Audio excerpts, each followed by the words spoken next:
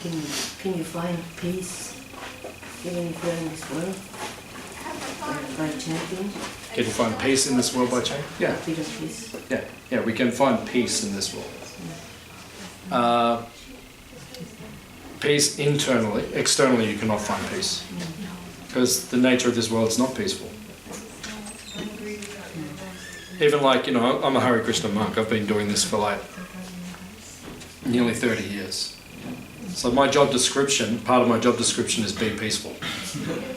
It's pretty much what we do, because it's just our nature and it's just the way we live our life. But even in my endeavour to be peaceful, right, and living out here in this beautiful place and like all that, there's still always something in the external world which causes problems, you know, to my life. Like, you know, my life's going really well. I get up in the morning, I do 2 hours of meditation and chanting, right?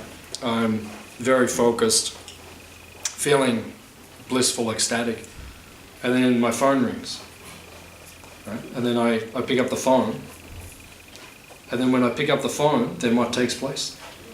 Right? Someone's got a problem, and they want to give that problem to me, or involve me in it, like that. So, did you lose something? No, so I gotta go down with the kids, sorry. Okay. So that's just the nature of this world. So internally you can be peaceful, but externally it's not possible, because there's always going to be problems surrounding us. Right? But how we relate to those problems and resolve those problems and deal with those problems, that's in our control. But the actual problems themselves, they're not going to go away.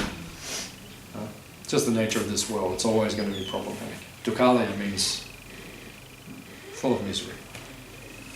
So the chanting, we do that for 2 hours a day, but then it can be done the rest of the day also, but not in a meditative way, but just in like, you know, while we're in the shower, you know, we just chant Hare Krishna, Hare Krishna, or when you're in your kitchen, you know, like sometimes, does anyone here, do you feel down sometimes?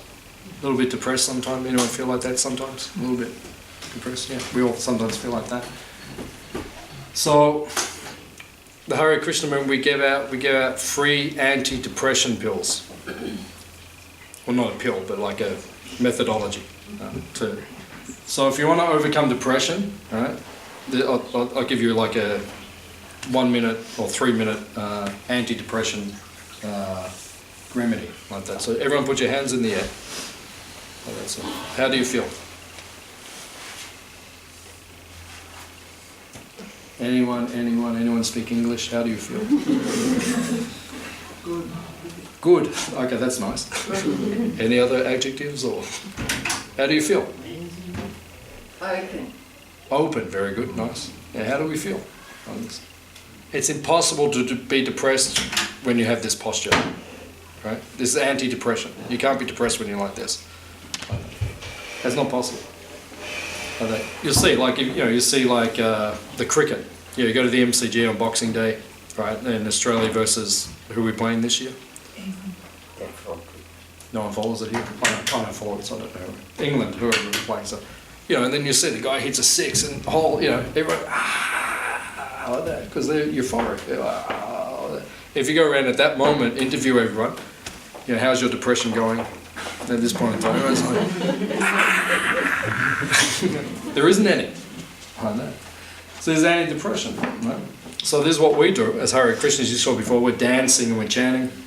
So we chant this mantra, and the mantra is made of the names of Krishna, of God Himself.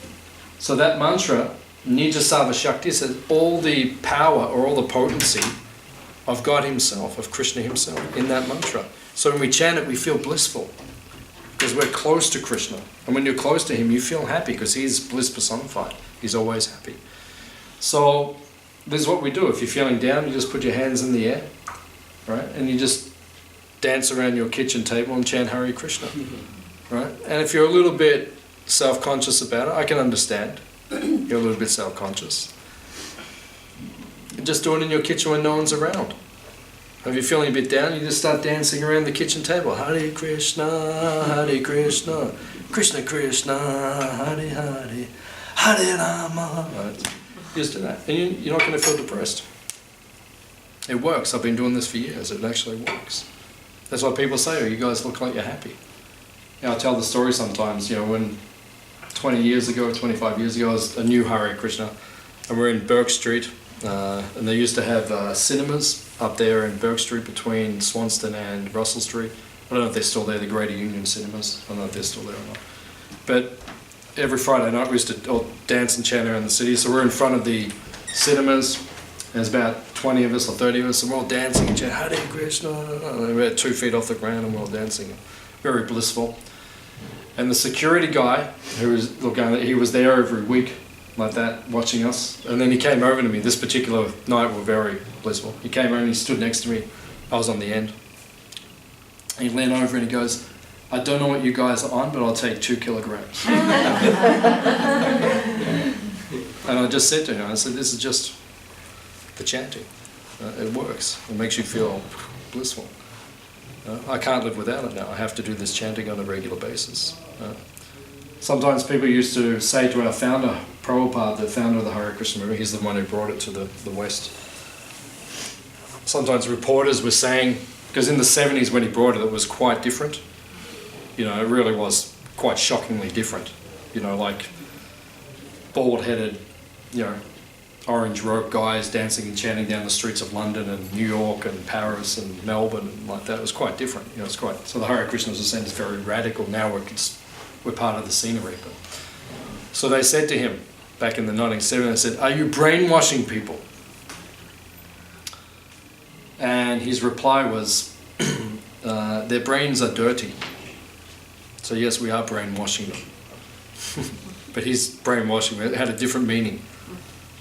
So it's not like a mechanical mind control, but rather it's a way of touching our actual spiritual essence and bringing that bliss out. And it cleanses the mind, it cleans it. So it is brainwashing because our brains are dirty, so we need to cleanse ourselves. So you can do this chanting anytime. When you're driving your car or when you're doing your shopping or you're in your office. You know, George sometimes gets up on the desk of his office in the middle of the day and just says, Hare Krishna. They're used to him now, so they let him do it. They tried to sack him a few times, but you still do that? Or? Oh, I still do. You still do it. He doesn't really do it, but that's the basic answer. You can do the chanting anytime, like that. We do it like meditatively, but then you can just do it anytime. And actually, the more you chant, the more blissful you feel.